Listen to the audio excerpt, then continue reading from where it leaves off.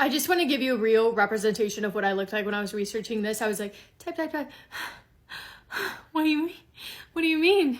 What do you mean the case was closed? Like, to this day, this case remains one of the craziest unsolved mysteries of the 20th century. Okay, so in 1959, in the deep Ural Mountains of Russia, 9 experienced hikers led by a 23-year-old named Igor Dyatlov all set out on what was supposed to be a challenging but possible 190-mile hike. They never came back. The mountains are in the northern part of the Soviet Union, and the group wanted to complete this specific hike in order to get their grade 3 hiking certification, which was the highest level available at that time. They started the hike on January 25th, and they were planning on returning home on or before February 12th, so they were estimating that the hike was going to take them 16 to 18 days to complete. And again, these people were experienced, equipped, they were confident, and they were excited. They head off, they eventually reach a mountain pass. They decided to stop and set up camp for the night before waking up the next morning, crossing the mountain pass, and then setting up camp on the opposite side of the mountain for the next night. So they wake up the next morning, they start to get moving through the pass, but then the weather starts to get really bad and it's only getting worse. It's a really bad snowstorm with heavy winds, and it's decreasing their visibility, and they lose their direction, and now they have completely gone off of their path. They realize they're gonna have to wait it out, but instead of going back to a safe area, for some reason, even though they're experienced and they should know better, instead of going back to the area where they would be sheltered from the weather, the group decides to set up camp on the slope of the mountain, one of the most dangerous areas you could be. The following day, they're supposed to be meeting another group of people at some sort of checkpoint, but they don't show up, and the people overseeing this entire hike are made aware of it. However, it's a group of 9 people, all of which are experienced and should be knowledgeable enough to know how to survive the weather conditions that were on these mountains. So it's not a huge concern right off the bat, but then 3 weeks pass and there's no sign whatsoever of this group, so a search party is sent out. The army, helicopters, trained rescuers, they all go out to search the mountains. And sooner than later, they run into the tent of where the group had last been, on the slope of that mountain, and they think it's really strange because setting up camp there was so risky for so many reasons. The wind could have blown them right off, snow could have fallen on top of their tent, so many things, and they're surprised to see that that is where the group had decided to sit. But that was not the most concerning part. They walk up to the tent, the hikers are not there, but inside there are neatly folded stacks of their clothing. The tent itself was cut open from the inside, their belongings were left behind as well as their shoes, meaning that the hikers had fled into the freezing cold in freezing temperatures, like below 50 degrees freezing weather, half dressed, barefoot, either wearing no shoes at all or only one. And then they see footprints by the tent leading down to some trees. And by the way that the tent was cut open, they were thinking, oh, it looks like they fled in some sort of panic. They must have left quickly. But by the way their footprints were placed, that suggested that they were walking calmly, not running, not speed walking, just walking slowly. They follow the footsteps down to the forest area until they get to some trees, and there they find 2 bodies. As they're approaching the trees, they see a flat area that had remains of a fire, like someone started a fire, and next to it they saw the first body of one of the hikers. Without his clothing, only with socks on and with his hand burned. Next to him was the second body, also deceased, and that hiker only had one shoe on. I believe one of his socks was also found right by the fire. Both of them had noticeable scrapes on their hands. Then they noticed these deep scratch marks on the tree, like deep scratch marks, and also broken tree branches, so it almost looked like someone had tried to climb up on the tree. And over the next few days, the searchers found 3 more bodies, also deceased in similar conditions, frozen in the snow around cedar trees. But by the way their bodies were positioned, it looked almost as if they were trying to crawl back to camp, back to their tent. Those 3 were also not wearing much, but what they were wearing belonged to the other 2 hikers. Like, they all mixed and matched their clothes, and they were all wearing pieces of each other's. It was concluded that they all passed away from hypothermia. The last 4 bodies took them months to find. They wouldn't be able to find them until the snow started to melt in May, and they were found at the bottom of a ravine deep in the woods under 13 feet of melting snow, and their bodies seemed to be in even stranger conditions than the others. 3 out of the 4 were dressed better than the others. One of them, the girl, had her left foot and shin wrapped in a torn jacket, and they had traumatic injuries. But the weirdest part about it is that the injuries were mostly internal, aka the injuries appeared to be caused by some sort of blunt force trauma, but there was nothing around them that could have been used to inflict those kind of injuries. It was determined that they likely fell, but medical examiners determined that prior to falling, 3 out of the 4 had sustained blunt force trauma similar to injuries suffered from a car crash. One of them had a partially crushed skull, 2 others had multiple broken ribs to the point that their chests looked to be caved in. And listen to this, the female hiker was found with no tongue, no eyeballs, part of her lip was missing, she had facial tissue that was missing, and part of her skull had been removed. Some of the bodies also had traces of radiation on their clothing. So the Soviet government launches an investigation. During their investigation, they realized that there was a big Russian military exercise taking place on those same same mountains, miles away, but on the same mountains at the same time that the hikers would have been hiking. And one of the members in the military said that one night he noticed very weird lights in the sky over the mountains in the exact spot where the hikers would have been the same night that they are believed to have passed. And then the Soviet government closes the investigation, and in 1959 it's concluded that all 9 hikers passed away due to, quote, a compelling natural force. And that was that. Case closed. Years later, Russia reopened the case and concluded that it was caused by an avalanche, but to this day, a lot of people don't buy it. I don't know. Honestly, I'm not very big into conspiracy theories. I just much prefer to go off of facts because honestly, I don't have enough room in my mind to believe all these conspiracy theories. I would literally go mental, but I cannot lie, I do fall into rabbit holes like this one. And this one made me feel so uneasy. Them saying that the reason they passed away was due to a compelling natural force. What do you actually mean? What do you actually mean? I don't know, I'm like spooked out. I had to come on here and share because I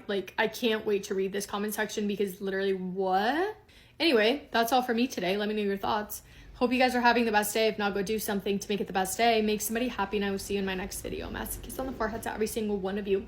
Also, new podcast episode coming out today on the O.J. Simpson case, so go watch that. Love you.